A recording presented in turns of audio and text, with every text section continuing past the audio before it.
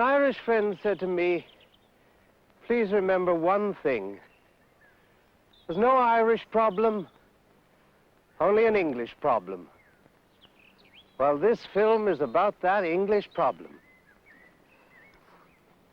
And not so long ago, a distinguished Englishman described the gunmen of Ireland as baboons.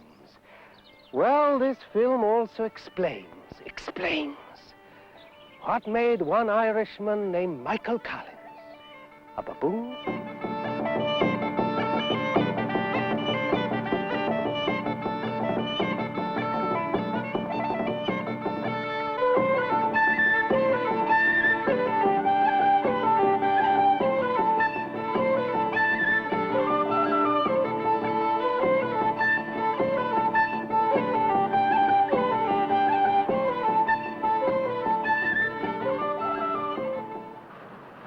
Michael Collins' family have lived in this part of County Cork in the Republic of Ireland since the year 1178.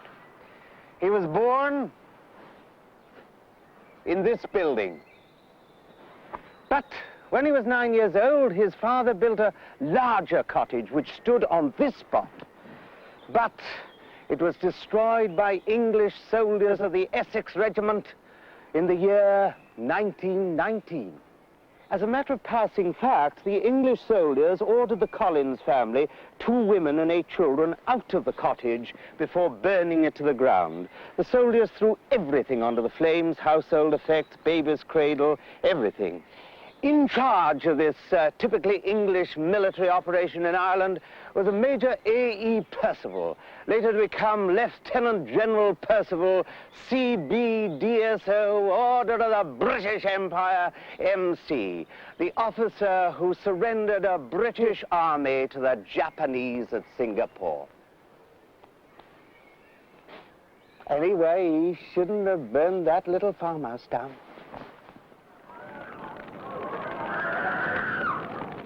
Michael Collins was born in the year 1890. In that year, the great Irish political fighter Charles Stewart Parnell was destroyed by bigoted moralists. And in that year, over large areas of Ireland, famine was oppressing the Irish people. And in the far southwest, no one could know that a bright hope was born. Michael Collins' father was a carpenter. He was impressively 75 years old when Michael was born. He gained a little education from a relative, a wandering hedge schoolmaster. And then in this rustic isolation, after his day's work was done, he pursued his studies and became a scholar of Latin and Greek and of French and English and of his own native Irish, and he became a mathematician. This was the standard of human endeavor that Michael Collins learned to love through his old father. Michael Collins once said, "Great age holds something for me that is awesome. I am much fonder of old people in the darkness than I am of young people in the daylight." I'm wondering if you have to be a Celt to understand that.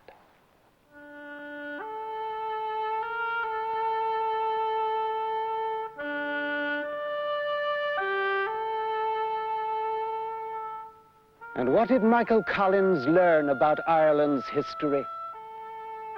He learned about the murderous conquest of the English Elizabethans. He learned about the murderous progress of the English Cromwellians. His grandmother, Joanna O'Brien, told him of the human bodies dead from starvation, which she had seen on the roads around Clonakilty. During his own father's lifetime, well over 1 million Irish people died of starvation under English patronage. And he could see for himself what was happening during his old childhood, the greedy, continuing exploitation of the land by most of the English landlords. And he could see that the options open to many of his native Irish people were still to go to hell or to go to the rocks of Connaught. Or to the United States of America. Oh yes, he was a very angry Irish lad. And Michael Collins learned from his aged father about the lives of the Irish patriots who with suicidal courage had objected. In particular, he digested the significant words of Wolfe Tone. My principle is to subvert the tyranny of our execrable government, to break the connection with England, the never-failing source of all our political evils, and to assert the independence of my country, to unite the whole people of Ireland, and to substitute the common name of Irishman in place of the denomination of Protestant, Catholic, and Dissenter. Wolfe Tone inscribed those clarion words in 1796. Inevitably died in an English prison in 1798. Michael Collins went to this school. His schoolmaster, a chap called Dennis Lyons, wrote this astoundingly prophetic report about his 10-year-old pupil. Exceptionally intelligent in observation and at figures. Character good. Able and willing to adjust himself to all circumstances. Displays more than a normal interest in things appertaining to the welfare of his country. Yes, as I said, he was then 10 years old. By this time, his beloved father had died, and Michael had heard him say on his deathbed, I shall not see Ireland free, but in my children's time, it will come. Please God. At the age of 15 years, Michael passed the post office examination and like so many of his compatriots was forced to leave Ireland to secure employment. Ironically, he traveled to London, England and became a boy clerk at this post office savings bank, West Kensington. What was it like for the Irish lad in the great foreign city? He described the feeling himself. A crowd of us were going along the Shepherd's Bush Road when out of a lane came a chap with a donkey, just the sort of donkey and just the sort of cart they have at home. We all cheered him. Nobody who has not been in exile will understand me, but I stand for that. The boy lived here at 5 Netherwood Road. In the late summer of 1914, the First World War broke out. Fundamentally a war between the big nations as to who should control the seas and thereby control the wealth of the world. Collins knew that it was not Ireland's war. He wrote a letter on January the 5th, 1915. This unhappy position in which I find myself, not wanting to be part of an army in which in the past and now has pledged itself to the oppression of Ireland, yet not wanting at the same time to seek the murky honor of being a conscientious objector, America would seem to be the best solution. Accord de Gael. Ladies and gentlemen of the Irish community in London. And then he sensed a message from Ireland, a better solution. He burst into a meeting of the London Irish and said, get back to Ireland. Perhaps they could settle the question of freedom on the streets of Dublin. He himself resigned his job and sailed from England on the 15th of January, 1916. Here in the fair city of Dublin, Patrick Pearse, a barrister and poet, and James Connolly, a philosopher amongst others, were whispering of open revolt against the English. These Irish patriots had viewed the alien men, primarily Scottish settlers in the northeast of Ireland, arm themselves with a tacit approval of the English government. England had various formidable vested interests in that northeastern Ireland. And these part-time soldiers were known as the Ulster Volunteers. And so the Irish people armed themselves with the military opposition of the English government, and these were called the Irish Volunteers. But these Irish volunteers were not typical soldiers.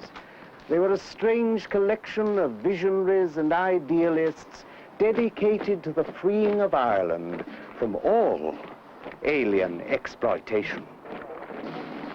Nevertheless, indeed because they were more poet than soldier, at about midday on Easter Monday, April the 24th, 1916, about 300 of these Irish patriots marched through Dublin under the eyes of the English army and occupied a number of the main buildings. They set up their headquarters here in this General Post Office, Dublin, and they called themselves, for the first time, the Irish Republican Army, the IRA. Amongst the rebels in here was Michael Collins, now a very young staff captain. The truth is that very few of the Irish nation supported this quixotic revolt. The vast majority of the Irish people thought of these revolutionaries as a scandalous joke. Indeed, it was as much a shock to the Irish people generally as it was to the English army when it dawned on them what was going on. Suddenly, a flag, the Irish tricolour, went up. And then from out of this post office came Patrick Pearse, and he read a proclamation to the astonished passers-by. Irish men and Irish women, in the name of God and of the dead generations from which he receives her own tradition of nationhood, Ireland through us summons her children to her flag and strikes for her freedom. We pledge our lives and the lives of our comrades in arms to the cause of its freedom. Signed on behalf of the Provisional Government of the Irish Republic. And then the English cordoned off the area and opened fire with every gun they could lay their hands on, including a warship of sorts out there on the River Liffey.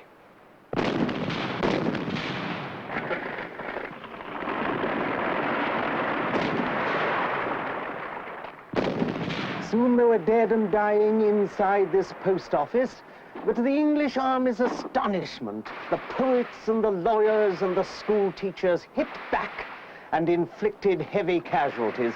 One group of English reinforcements lost half their number at the hands of a group of volunteers commanded by a young schoolmaster named Eamon de Valera, today's 84-year-old president of this republic. Days went by and the post office began to burn. James Connolly, poet turned commandant general, was wounded and lay on a stretcher. Michael Collins described what he saw and felt inside this post office. Although I was never actually scared in the GPO, I was, and others also, witless enough to do the most stupid things. As the flames and heat increased, so apparently did the English shelling.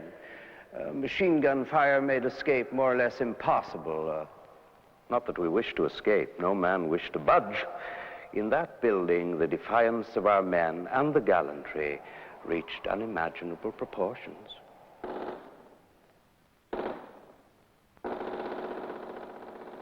Six days later, they were still fighting. One rebel patriot, Carl Brewer, received 25 bullet wounds fighting here in Dublin and lived. People said that as he walked, you could hear the English bullets rattling in him. And then, at 3:45 p.m. on Saturday, 29th of April, 1916, Patrick Pearse, barrister and poet, issued his note of unconditional surrender in order to prevent the further slaughter of Dublin citizens, and in the hope of saving the lives of our followers now surrounded and hopelessly outnumbered. Members of the provisional government present at headquarters have agreed to an unconditional surrender. The Irish prisoners were marched up O'Connell Street, past this Parnell monument, which prophetically quotes the old leader, "No man has the right to fix the boundary to the march of a nation. No man has the right to fix the boundary to the march of a nation. The prisoners were surrounded by a tight ring of fixed bayonets and machine guns pointed at them. The English soldiers dug a giant grave, and gay, boyish Michael Collins became a hard man. He witnessed appalling cruelty. One English officer, though unhappily an Irishman by birth, a Captain Lee Wilson, selected victim after victim, and finally settled on old Tom Clark, who incidentally had spent 16 years of his life in English prisons for political offenses. Captain Wilson had the old patriot stripped in front of watching women and tortured him till he bled. It is recorded that neither Tom Clark nor any of the other victims uttered a word. But Michael Collins watched, and the day came when he found Captain Lee Wilson on a quiet country road in County Wexford, and Michael Collins had him shot dead. The executions which Michael Collins carried out against the English later were never without a terrible reason. We must give him credit for that. And then the detectives of G Division, the political division of the Dublin police, began to make their personal selections for the firing squads. For some extraordinary reason, the English authorities allowed Eamon de Valera to slip through their lethal net. They selected Michael Collins, but with hair-raising coolness, he quietly walked away from the condemned group, and in this way saved his life. English imperialism was to regret that bit of gentle audacity. The English took Michael Collins with 238 other prisoners to Stafford Prison, England, and then to my country's shame, to Frongoch prison camp in North Wales. Eamon de Valera they put into Dartmoor prison with a life sentence.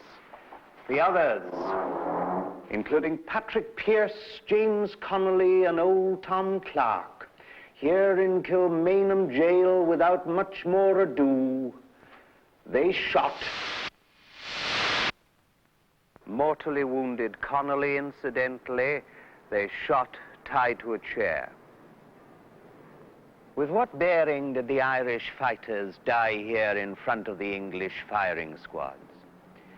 Old Tom Clark wrote that the Irish patriots who have died before me have inspired me with sufficient courage to walk part of the way along that road with an upright head.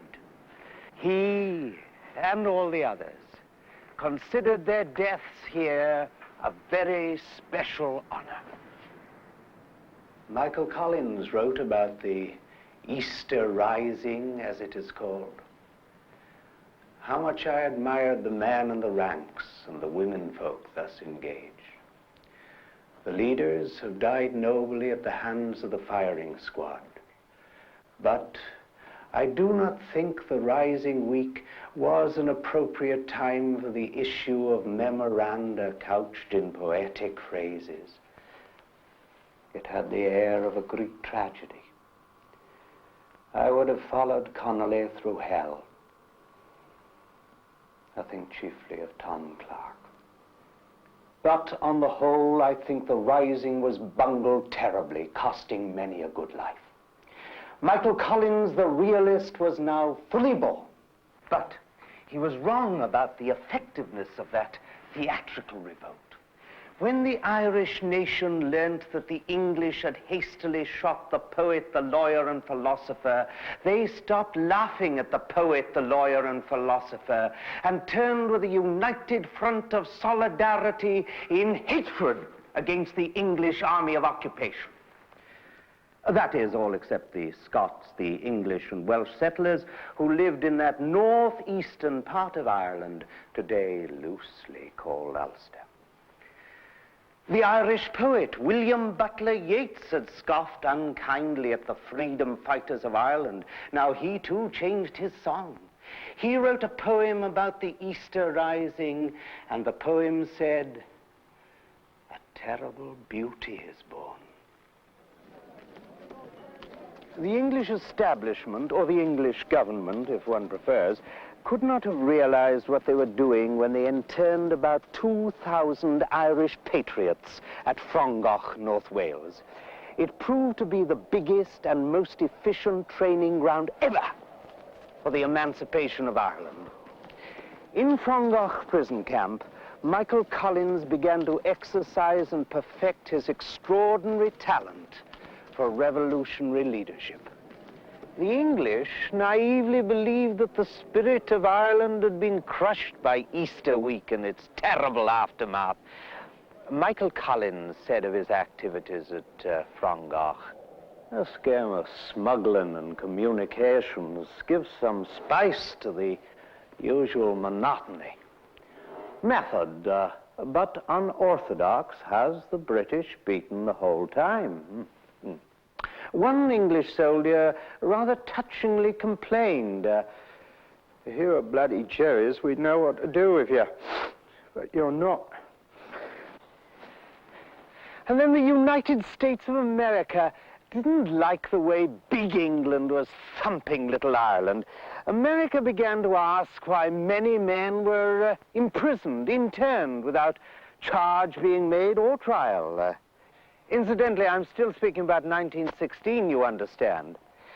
Anyway, that question, amongst others, put the wind up England sufficiently that she released Collins and his mates on December the 22nd, 1916. England hoped that they'd be good lads when they got back to Dublin.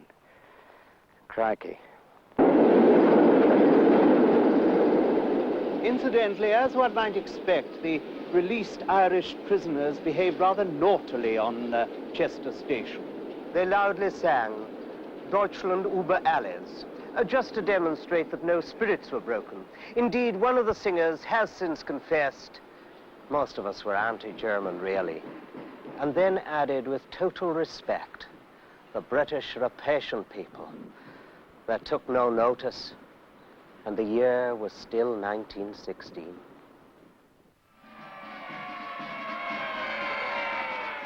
Here in Ireland, journalist Arthur Griffith, the childhood inspiration of Michael Collins, who had been released from Reading jail, continued to organize his illegal Sinn Fin political party. Sinn Fin simply means ourselves, or self-reliance. And now, when by-elections occurred for the English Parliament at Westminster, Sinn Fin put up candidates and won. First was Count Plunkett, whose son Joseph had been executed by the English after the Easter Rising.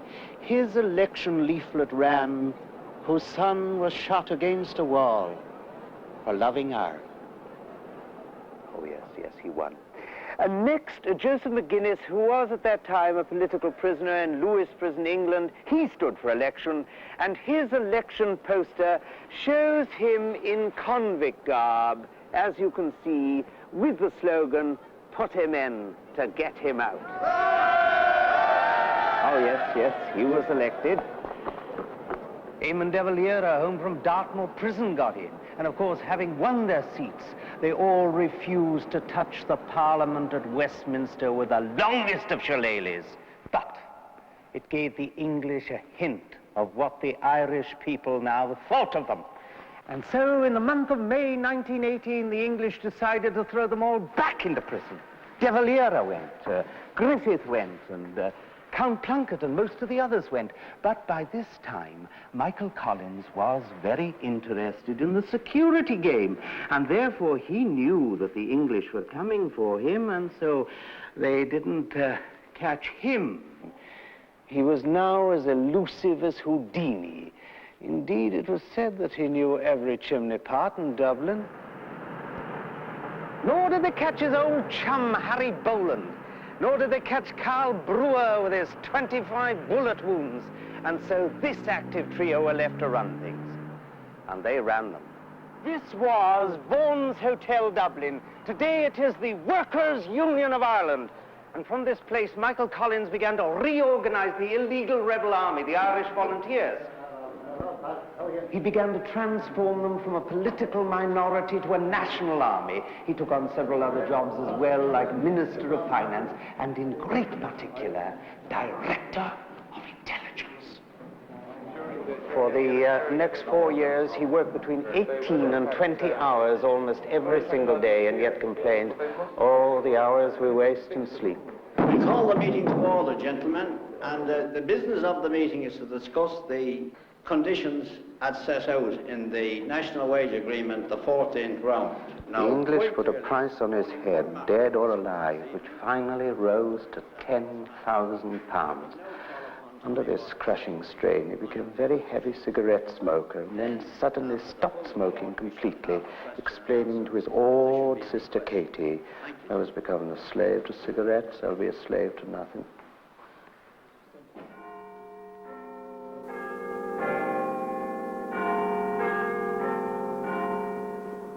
And then, on November the 11th, 1918, Germany surrendered and the First World War was over, and England prepared to turn her imperial might in full against the Irish people. The Chief of the Imperial General Staff, Field Marshal Sir Henry Wilson, was dead keen. He referred to the Irish volunteers as either murder gangs or rats. Not baboons, as far as I know. But before he could get his military hopes underway, the English government called for a general election on December the 14th, 1918, for the Parliament at Westminster, London. And the cheeky Sinn Finers, which was the political arm of the Irish Volunteers, decided to contest every single parliamentary seat in Ireland, and out of the 105 seats, they won 73. And then these 73 elected Sinn Fin members of Parliament ignored Westminster and coolly formed a government of their own. And then, under the guns of the English army, on the 21st of January 1919, convened an Irish Parliament called the Dáil Éireann here at this mansion house, Dublin. Great crowds gathered there, and the world's press was here. What could the poor old English do? It was very embarrassing for a country that had talked so loud and long about freedom and democracy. And worse, hadn't England claimed, amongst other things, that she'd gone to war against Germany to prevent that bully country from even marching across gallant little Belgium? A monstrous lie on England's part, but now potentially very embarrassing. I mean, how could England now march roughshod across gallant little Ireland? And contrary to the will of the majority of the Irish people, eh? Anyway, 27 Irish delegates entered this mansion house, Dublin. The public rose in emotional response. A prayer opened the proceedings. And when the roll was called, the clerk answered for the majority of those absent. Imprisoned by the English, a declaration of independence was read, and a great concourse of people wept. But it was a depleted gathering. 36 of the elected members of Parliament were at that moment in English prisons. Karl Brewer delivered the opening address in the Irish language. Michael Collins and Harry Boland couldn't be present. They were helping Eamon de Valera to escape from Lincoln Prison in England, which they succeeded in doing. And incidentally, de Valera was voted President of the new Republic of Ireland. And Michael Collins was appointed Minister of Home Affairs. And about that cabinet rank, he remarked, "Our appointments simply ensure the hanging that was only probable had we remained merely members of the Dáil, the Parliament." But then added, "Whether we achieve our object or whether we fail gloriously, a mark has been made that cannot be effaced." And so with the world looking on, and in particular the United States of America, England almost seemed to accept the Irish Parliament.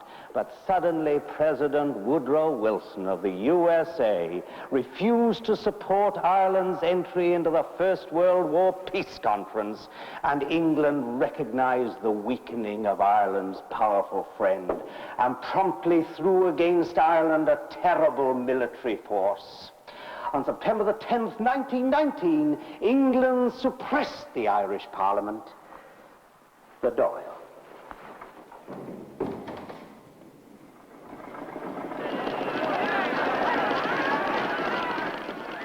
David Lloyd George, Welsh Prime Minister in England, organized the terror against Ireland.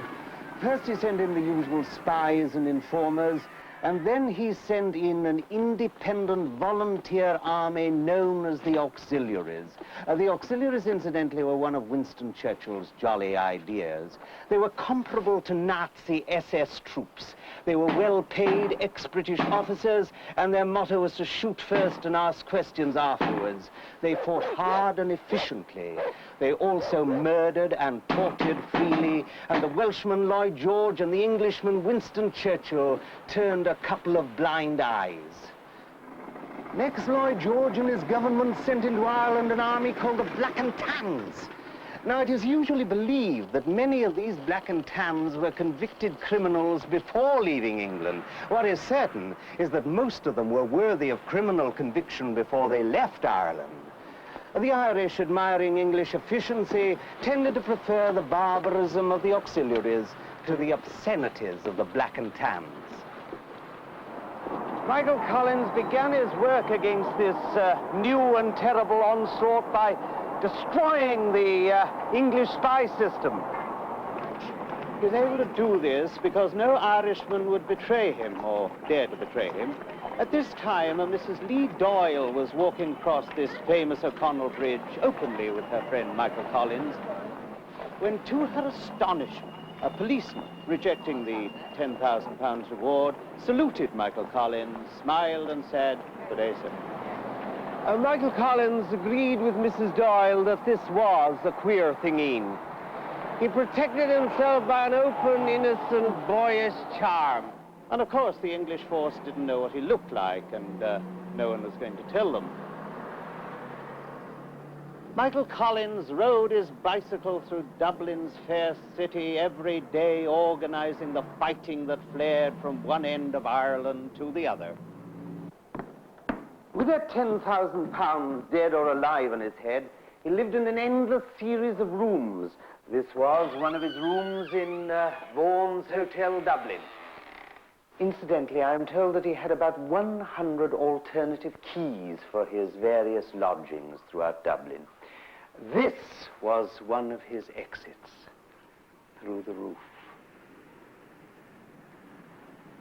But sometimes he lived with brave families, particularly the family of Mr. and Mrs. Bat O'Connor. Mrs. O'Connor recalled going through her house in the early hours of one morning to check that all was locked and safe.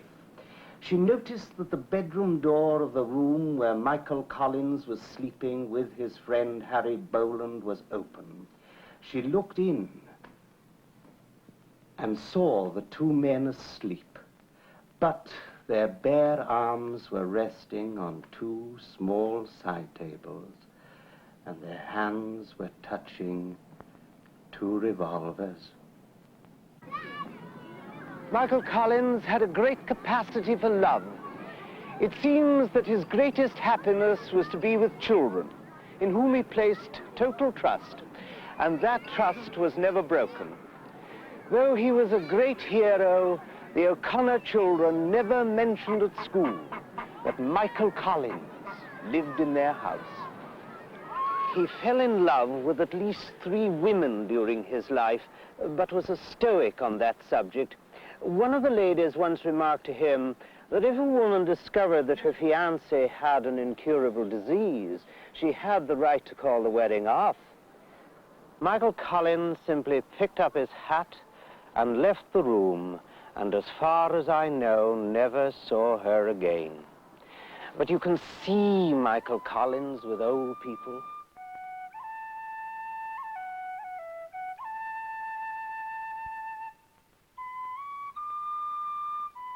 Great age holds something for me that is awesome.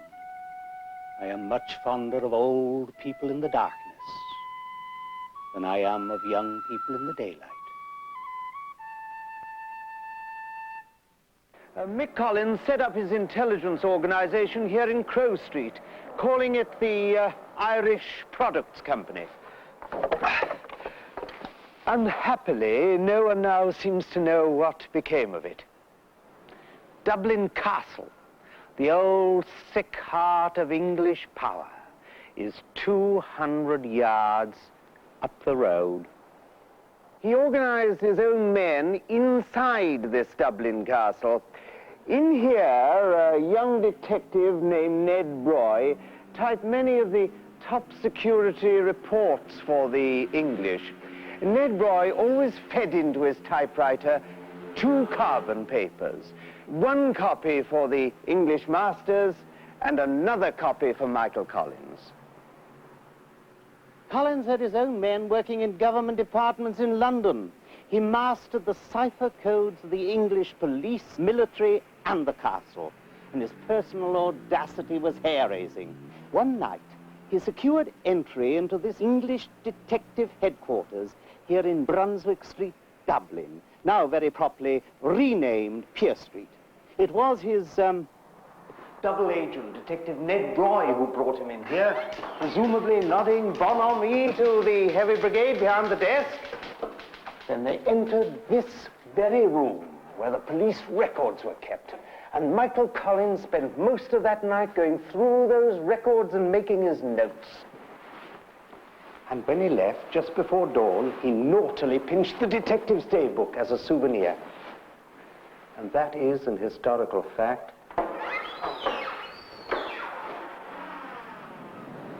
But when Collins and his lads caught an English spy, they usually shot him. However, not always. One English spy received a note which read, if you value your life, the first boat from Ireland is at 7:30 in the morning.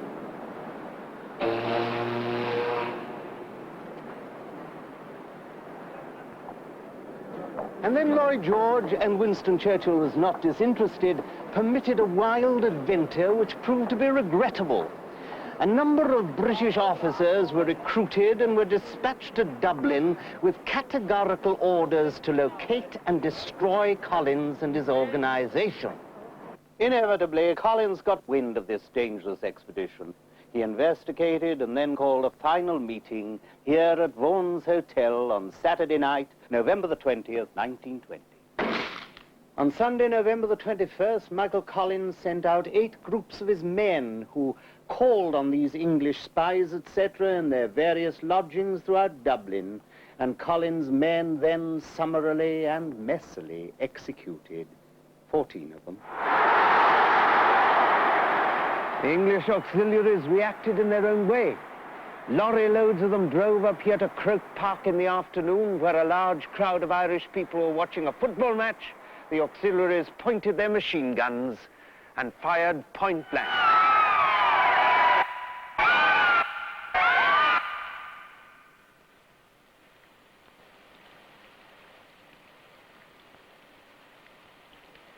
"14 persons, men, women, and children were killed, including 1 player on this spot." And then Michael Collins was informed that the auxiliaries had captured 2 of his best men, Peter Clancy and Dick McKee, together with a totally innocent young man, Connor Clune.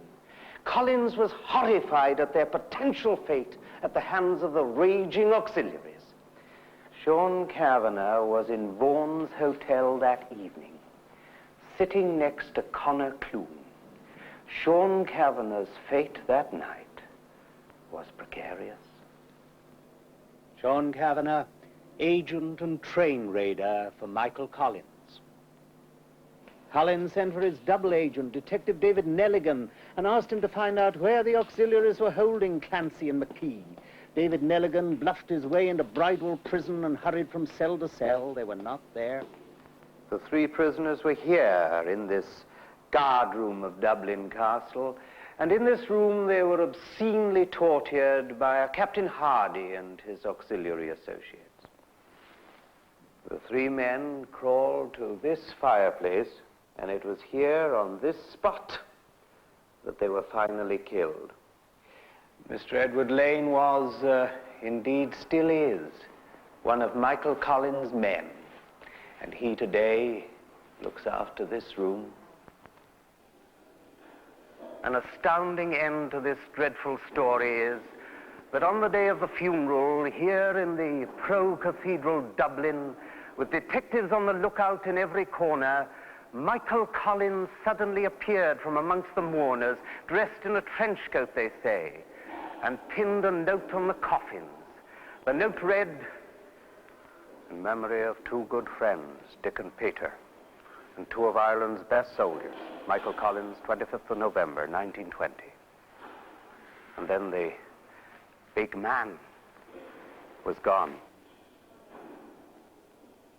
And in Brixton Prison, England, Terence McSweeney, Lord Mayor of Cork, had gone on hunger strike.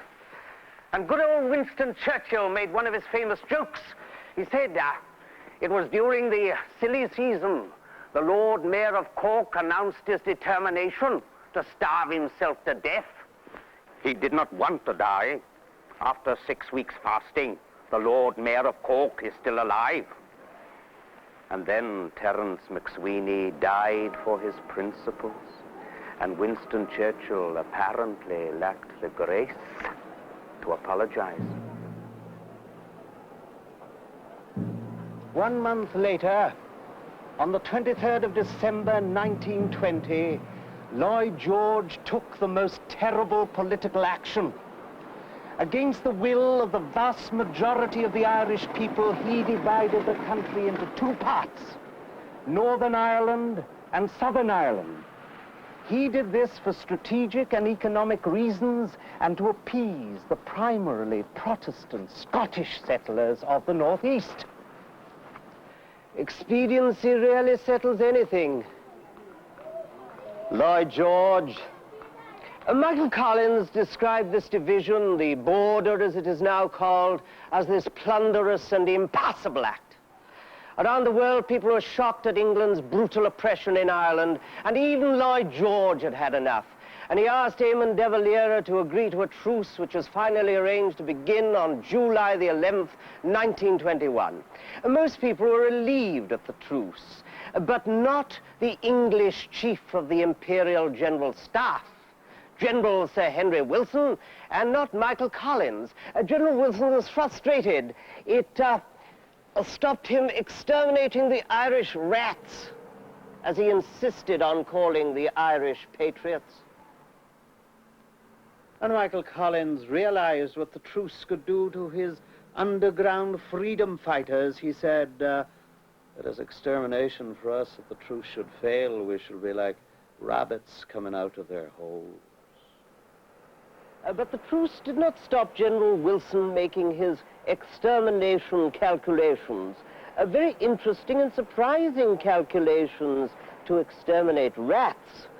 General Wilson said, we shall want 100,000 to 200,000 men and 1 or 2 years to stamp out the murder gang and re-establish law and order. Old General Wilson was a right old empire builder, wasn't he? Getting on for 250,000 soldiers and 2 years to destroy a so-called murder gang. Oh, what a bully boy.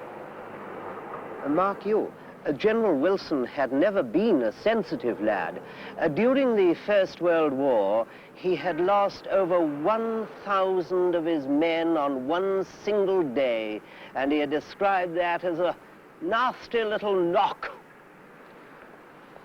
Of course, one of the optimistic facts about human affairs is that it usually takes a lot of people on the wrong side to beat a few people on the right side. By the way, I am afraid the truth is that Michael Collins gave General Wilson himself a nasty little knock. He had him shot dead outside this house here in Belgravia, the posher part of London.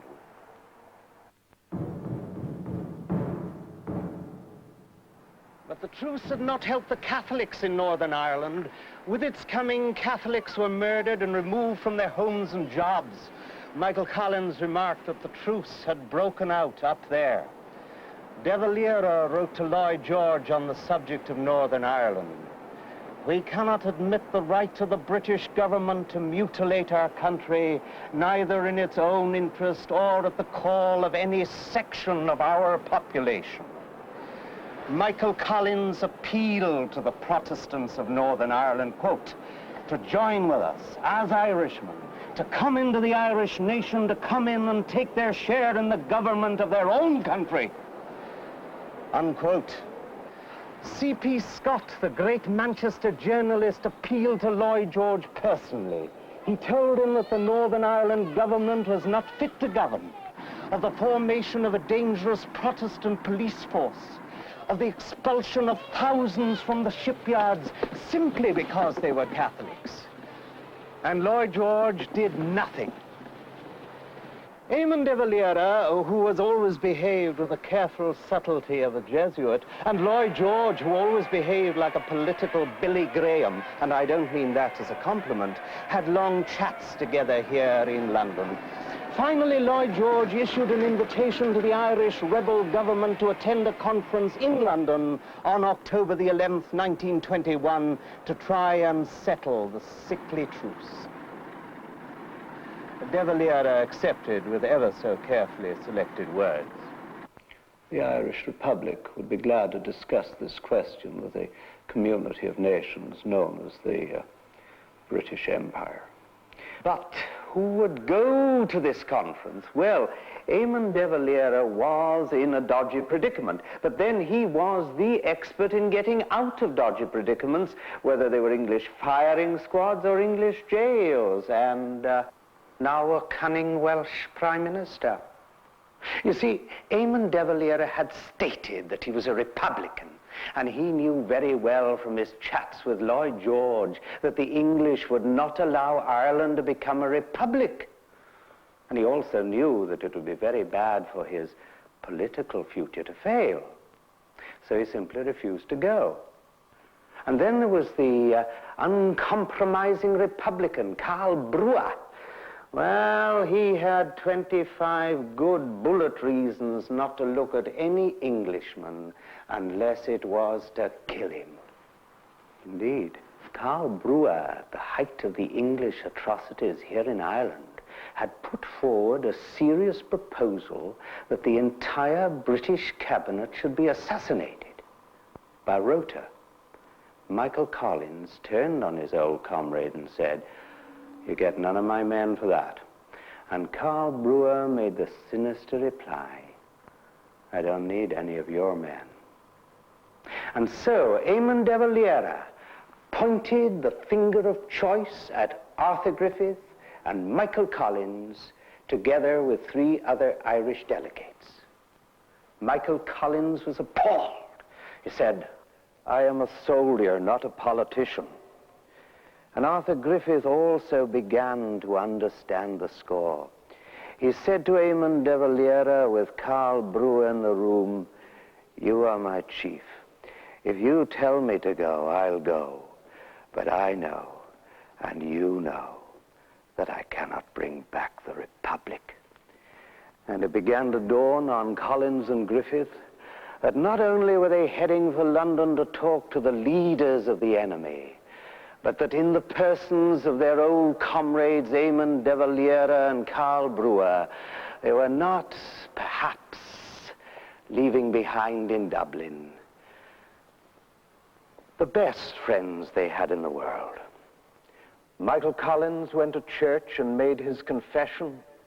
He said to the priest, "Father, say a mass for Ireland." And by that, of course, he meant the northern part of Ireland as well. In London, Michael Collins stayed here at 15 Cadogan Gardens. He was a very unhappy man. He wrote, "You might say the trap is sprung, but there is no record of Michael Collins turning his back on anything ever. Not on the enemy here in London, nor the potential enemy back in Dublin. The truth is that Karl Brewer, the bullet-scarred Republican fanatic, was consumed with a bitter hatred for Michael Collins. He resented his fame and therefore was an extremely dangerous man to have at base." While in London, Sir John Lavery painted Michael Collins' portrait. Sir John recalled, "Collins was a patient sitter, but I noticed that he liked to sit facing the door. He was always on the alert." The British delegation, comprised of Prime Minister Lloyd George, Chancellor of the Exchequer Sir Austin Chamberlain, the Secretary of State for the Colonies Winston Churchill, the Lord Chancellor of Great Britain Lord Birkenhead, and 3 others. Apart from the renegade Welshmen, all were naturally public school or university men.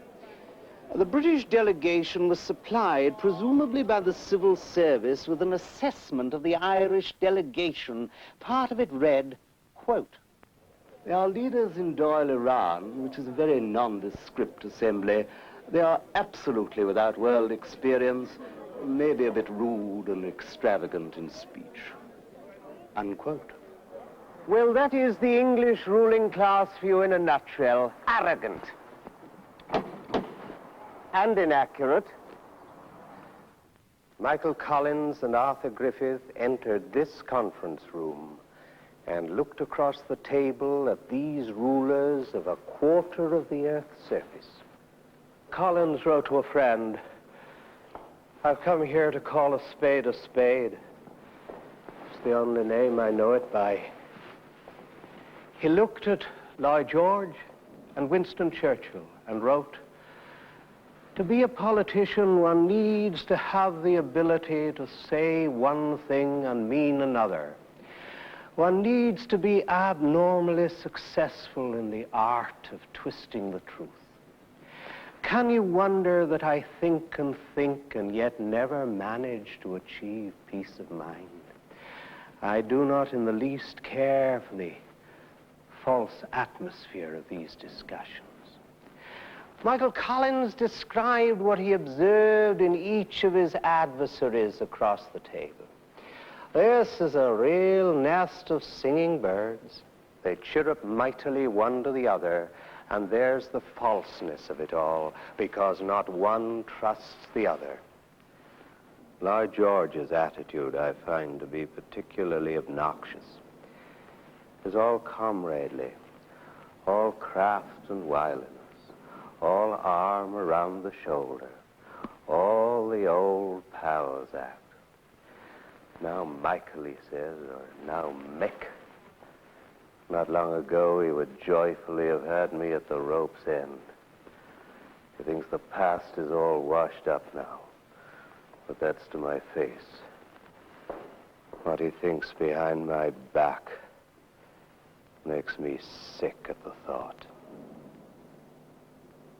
And then on the character of Winston Churchill, outlook, political gain. Will sacrifice all for political gain. Inclined to be bombastic, full of ex-officer jingo. Don't actually trust him. The British delegation were offering dominion status to Ireland. In terms of emancipation, it was a tremendous step forward for the Irish people. It meant, above all things, that after 700 years, English soldiers would leave. But there would be the residual of shame. A British Governor-General and an oath of allegiance to the British sovereign. Also, and by far the most serious threat, a final partitioning of the small island of Ireland. The primarily Scottish settlers of the northeast of Ireland were not only rejecting the offer of warm hospitality from the Irish people, but were threatening an armed insurrection if they failed to get a border. On this issue of a border, Lloyd George had been grossly dishonest to the Irish people. As early as 1916, he had informed Sir Edward Carson, whose violent methods to destroy a united Ireland were despicable, that Ulster will not, whether she wills it or not, merge in the rest of Ireland. And then in the same week, he said to the leader of the Irish Parliamentary Party, I give my pledge that there will be no permanent partition of Ireland. Lloyd George was a deceiver on this issue of the border. One day people would have to pay for his mentality and the mentality of his English associates. On the subject of the threatened border, Michael Collins spelt out the facts in simple language. He stated, the 6 counties of Ulster are held in sway not by any patriotic allegiance towards England. Scottish element in population and money interests account to a large extent for the supposed allegiance. Protestant element is enforced. Catholic population subdued. Ireland is Ireland. Borderland is trouble. And always will be. Lloyd George worked hard in deceiving particularly Arthur Griffith that there would be no lasting border. Griffith made the monstrous mistake of believing the words of Lloyd George, and both Churchill and Birkenhead were involved in similar deception. And then the debate swung to the relatively unimportant subject of the oath of allegiance to the British monarch. Words were invented that carried a minimum of shame for the Irish.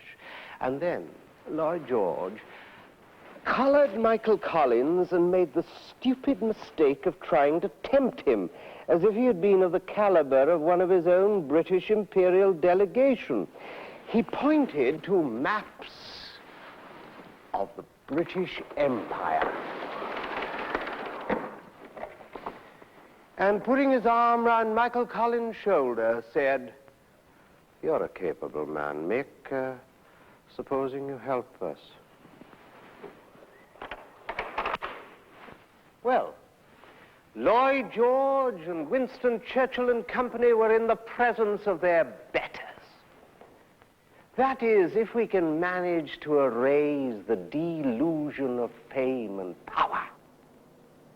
Michael Collins and Arthur Griffith knew how much England had offered, and knew exactly why England had offered anything. Michael Collins stated, world opinion has forced them to take the step of these conferences. They want to clear their name with the world. Lloyd George and company would give nothing more than dominion status and a deceit that Ireland would be united. Michael Collins wanted a republic as much as anyone and to be rid of English oppression forever. But he knew that he would not get the republic in 1921. Lloyd George then spoke his truth. Sign this treaty, or there will be terrible military retribution on Ireland. And he gave them 3 days to decide.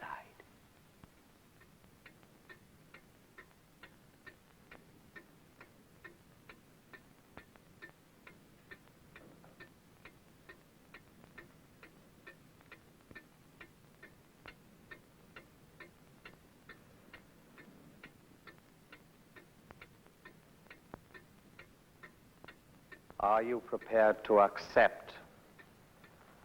Arthur Griffith broke and said, we do. Lloyd George had looked at Michael Collins and had said, my political life is at stake. Collins made no reply, but has confessed that he thought, my life, not only political, is at stake. But Collins believed that this treaty was the best the Irish would get from the Welsh-led English, and he signed. Winston Churchill described Michael Collins at this terrible moment. He rose, looking as if he was going to shoot someone, preferably himself. In all my life, I have never seen so much passion and suffering in restraint. And after signing the treaty, Michael Collins wrote to a friend, "What have I got for Ireland? Something she has wanted these past 700 years. Will anyone be satisfied with a bargain? I tell you this, early this morning, I signed my death warrant." He was thinking of his sometime Republican comrade Carl Brewer back in Dublin. Perhaps he was also thinking of Eamon de Valera. De Valera's reaction to the treaty was sharp and immediate. He said, "I feel it my duty to inform you immediately that I cannot recommend the acceptance of this treaty." And he included Carl Brewer in his crushing rejection. Bullet-scarred Carl Brewer bitterly and enviously attacked Michael Collins in the Irish Parliament in this new Dáil. He stooped pretty low when he asked, "Can it be authoritatively stated that Michael Collins ever fired a shot at an enemy of Ireland?" Whatever the answer to that question is, Michael Collins had certainly risked his life for Ireland every single day for 4 years. In reply, dedicated, self-effacing Arthur Griffith said, "If my name is to go down in history, I want it associated with the name of Michael Collins." A tragic destiny was now inevitable, and all because there was a theoretical difference of opinion between the realists, Michael Collins and Arthur Griffith on the one hand, and the idealists, personified by Carl Brewer and the politician Eamon de Valera on the other, over their united love for Ireland. They all believed that there would one day be a united Ireland. They were not primarily worried about Northern Ireland, even those who were not taken in by the deceit of Lloyd George and his associates. They were really preparing to fight each other because of the missing word republic, and because of the wording of the oath of allegiance to the English crown, which they all understandably thoroughly despised.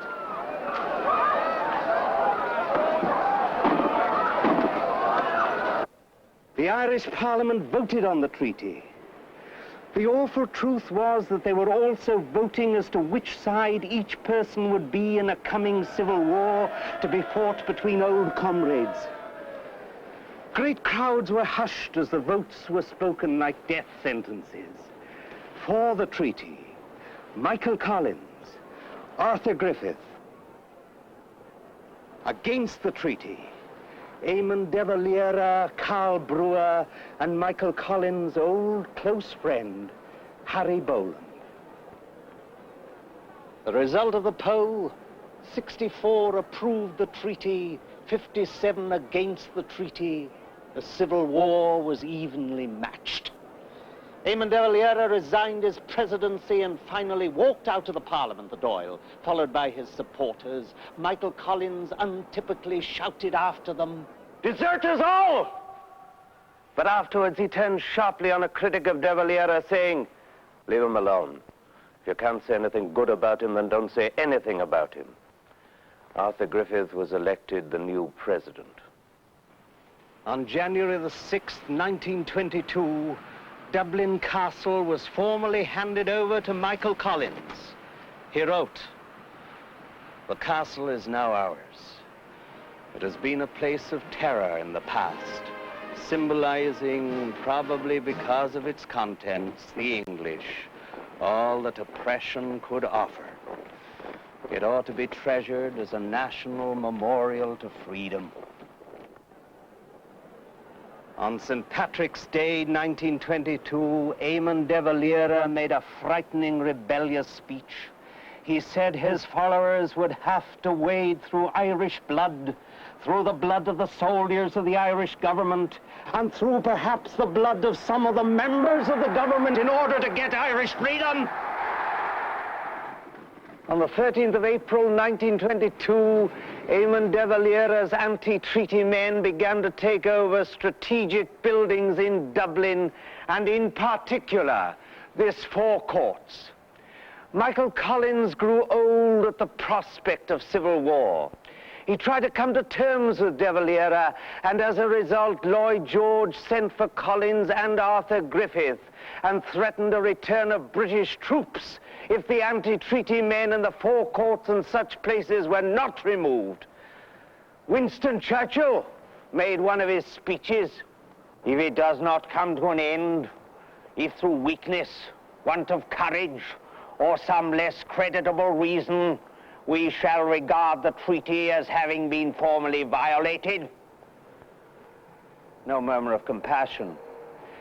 And of course, that Churchillian threat would mean the return of what? The black and tan mentality.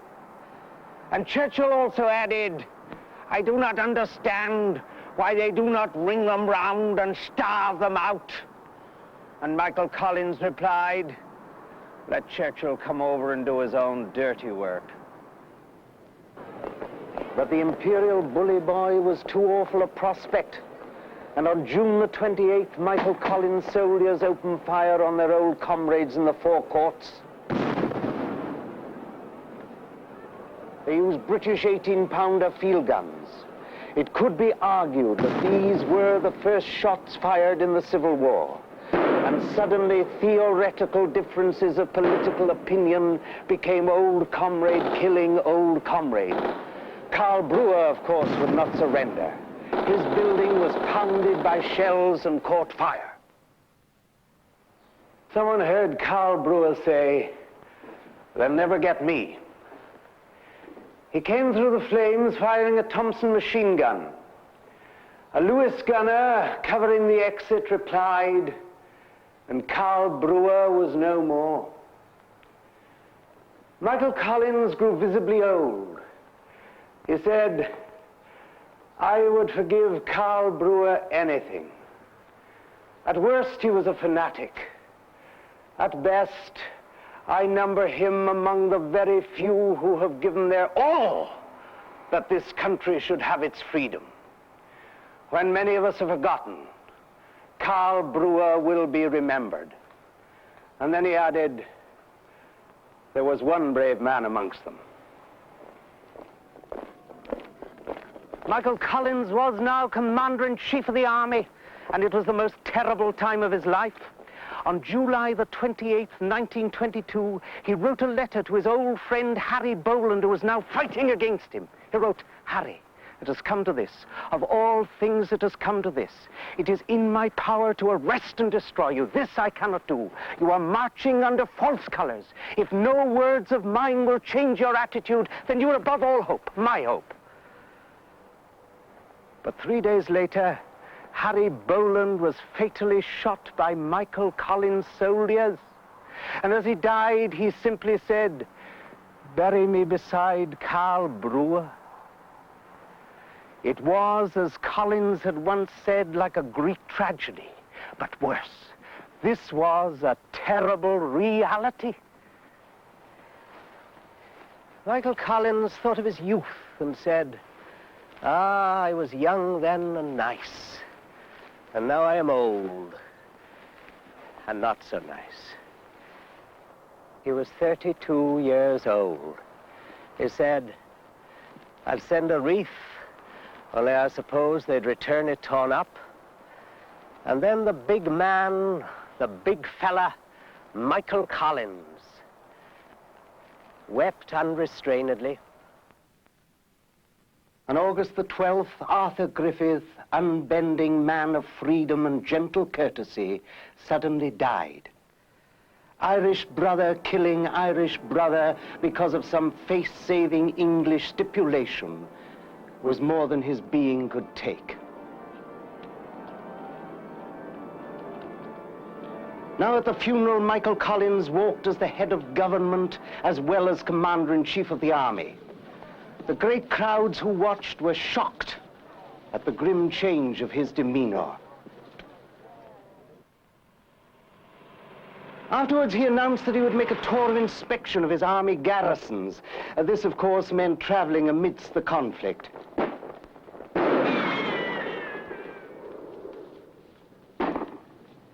He said to a friend, "I'm going to try and bring the boys around," adding as if it were a game, "If not, I shall have to get rough with them." That was the Irish Civil War. An old friend, Joe O'Reilly, who loved Michael Collins, saw him waiting for his armored car. Michael wore a small green kit bag over his back. His head was bent in gloomy meditation. I'd never seen him so tragically dejected, letting himself fall slack in the loneliness and silence of the summer's morning. On August the 22nd, 1922, he had reached his home county, Cork. As he left his hotel at 10 minutes past 6 in the morning, he remarked to a friend, Joe Dolan, "I believe Dev's knocking around this area," meaning Eamon de Valera. First, there was a motorcyclist scout, then a tender with 2 officers, 8 riflemen, and 2 machine guns, then a touring car with General Michael Collins, Major General Dalton and 2 men, and finally a Rolls-Royce armored car with 2 men. Their journey took them to Collins' home village, Sam's Cross. He pointed out the ruins of his home cottage, destroyed by Major Percival and his soldiers of Essex. At Sam's Cross, members of his family came out to talk to him. A cousin who was landlord of this inn, the Four Alls, gave every man a drink of the local stout. This is the same Jeremiah Collins today. I didn't kill him, but I shot the legs of him. They take you off 2 goals or 2. Michael O'Brien, first cousin to Michael Collins, was there and was exactly Michael Collins' age. They were doing it. Today, he is 82 years old. Liam Collins. Then a 3-year-old nephew was there. Mrs. Mary O'Hay, first cousin of Michael Collins, was there, and as the convoy moved away, Michael Collins waved and said, "Goodbye, Mary," and then added, "Well, no man will kill me in this, my part of Ireland."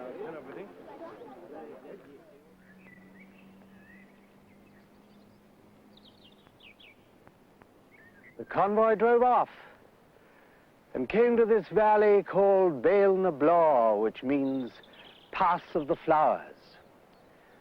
The valley was gloomy, and someone saw Michael Collins instinctively lift a rifle onto his lap. They came to this blind corner, and suddenly in front of them across the road, a 4-wheeled brewer's dray. Immediately, machine guns opened fire on the convoy. The commander of the convoy, Major General Dalton, shouted, "Drive like hell!" And Michael Collins, head of the Irish government, commander-in-chief of the army, replied, "Get out and fight!" And he fought on this road, on this spot, with a rifle. The battle raged, and suddenly the firing ceased.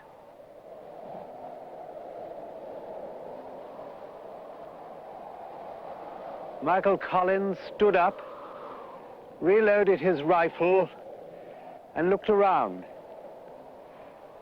There was a single shot, and the leader of Ireland was pierced through the head and died instantly.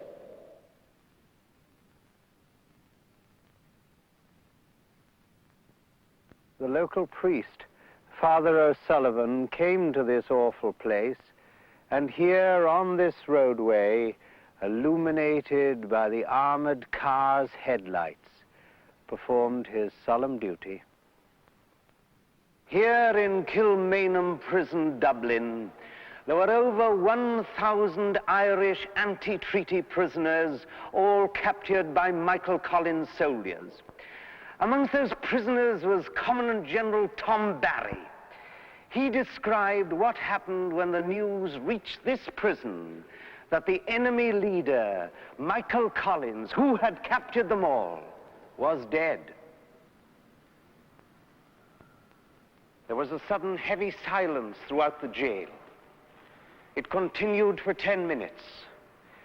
Then from this corridor, outside this top tier of cells, I heard a great murmur. I looked down onto an extraordinary spectacle. There below me were about 1,000 kneeling Republican prisoners, spontaneously speaking the rosary aloud for the repose of the soul of the dead Michael Collins. They brought his body to this city hall where it lay in state. Thousands of weeping people paid their homage. The body was taken to the Pro Cathedral.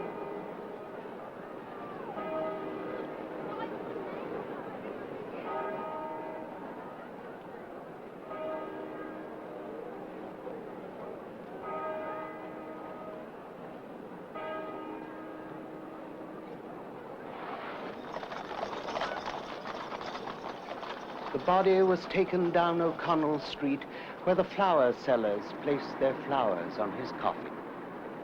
The cortege was 3 miles long. And then here to Glasnevin Cemetery to be buried. George Bernard Shaw wrote a letter to Michael Collins' sister. My dear Miss Collins, don't let them make you miserable about it. How could a born soldier die better than at the victorious end of a good fight?